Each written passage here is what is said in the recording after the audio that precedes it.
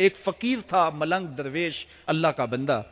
उसकी आदत यह थी कि अपने डेरे पे आने वालों को खिलाता, उनको पिलाता, उनकी ज़रूरियात का ख्याल रखता, लेकिन कोई माली आसूदियाँ नहीं थी।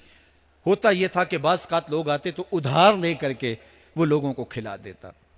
खैर, चूँकि फ़कीर का मिजाज ये होता है कि लोग आएँ उसके डेरे से खाएँ। बाबा बुल्ले शाह ने भी कहा था ना, इट खड़क के दुक्कड़ वज्जे तत्ता होवे चुल्ला, आन फ़कीर खा खा जावन राजी होवे बुल्ला। ये फ़कीरों का मिजाज है। तो जो भी आता उसके डेरे से खाता और वो उधार उठा उठा के लोगों की ज़रूरियात को पूरा करते रहते। वक्त आखिर आ गया, जिन लोगों ने उधार दिया था वो सारे तकाजा करने आ गए। अब बाबा जी को क्या फ़िक्र लाहिक है कि ये मेरे मेहमान है और मैं इनको कुछ पेश करने की सलाहियत नहीं रखता। एक बच्चा था, वो कुछ सामान बेच रहा था, पतीसा बेच रहा था या कोई और चीज़ बेच रहा था। उसने गली से गुजरते हुए आवाज़ लगाई, खादम को कहा से बुला के लाओ। कहा तुम बेच रहे हो तो मेरे मेहमानों को खिला दो। बच्चा बड़ा खुश हुआ कि मैं सारा दिन गलियों में घूम के ये पतीसा बेचना था, अब ये एक जगह ही सारा फरोख्त हो गया तो ये तो मौज लग गई, मैं जल्दी घर चला जाऊंगा, मेरी माँ खुश होगी। तो सारा उन मेहमानों को खिला दिया गया। और उसके बाद कहा बाबा जी पैसे। कहा तुम बैठ जाओ, जब इनको मिलेंगे तो तुझे भी मिल जाएंगे। वो बैठ गया, 2 4 10 मिनट बैठा तो बच्चा था, फिर खड़ा हो गया, बाबा जी पैसे। कहा जब इनको मिलेंगे तो तुझे भी मिल जाएंगे।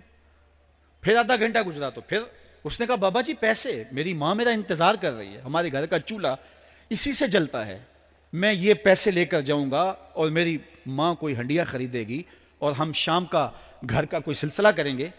कहा बेटा जब इनको मिलेगा तो तुझे भी मिल जाएगा। बच्चे ने रोना शुरू कर दिया। यतीम बच्चा था, उसका सारा आसरा यही था, उसने रोना शुरू कर दिया। जब बच्चा रोया अल्लाह की रहमत को जोश आया। कोई मुरीद नजराना लेके उन बुजुर्गों के पास आ गया और अशरफियों की भरी हुई थैली पेश की।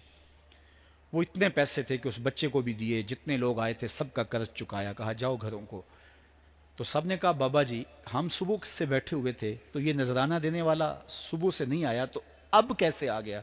कहा सुबह से तुम्हारे अंदर कोई रोने वाला नहीं था, एक रोने वाला आया तो बाकियों का भी काम बन गया।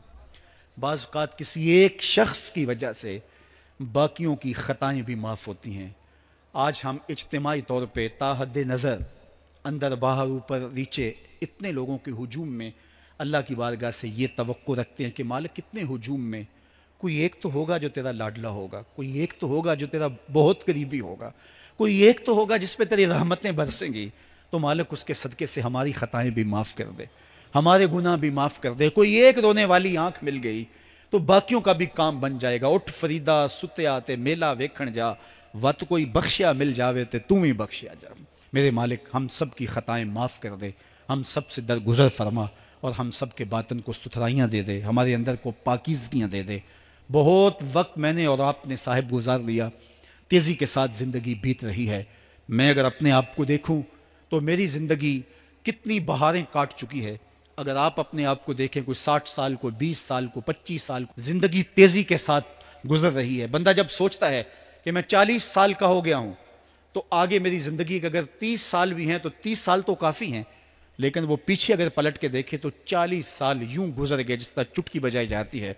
जब चुटकी बजाने के वक्त में 40 साल गुजर गए महसूस होते हैं, तो जो बाकी 30 साल अगर हुए भी वो तो गुमान है मेरा, वो तो गुमान है आपका। हमें तो एक सांस का भी नहीं पता। पूछा गया जिंदगी और मौत के बारे में क्या ख्याल है? कहा फजर पड़ी है, पता नहीं जोहर पढ़ सकेंगे या कि नहीं। कहा इतनी लंबी उम्मीदें लगाए बैठे हो। कहा जोहर पड़ी है, पता नहीं असर पढ़ने का मौका नसीब होता है कि नहीं। कहा यह भी तूले अमल है। एक बोला असर पड़ी है, पता नहीं मगरिब पढ़ सकेंगे या कि नहीं। किसी ने कहा एक रकत पड़ी है, पता नहीं दूसरी रकत भी पढ़ना नसीब होती है या नहीं। कहा ये सब तुम्हारे मुंहों की बातें हैं। मैं तो कहता हूं एक तरफ सलाम फेरा है, पता नहीं दूसरी तरफ सलाम भी फेर सकेंगे या कि नहीं। क्या मौत इतनी करीब नहीं है? हमने अपनी आंखों के सामने लोगों को जुदा होते यूं नहीं देखा है।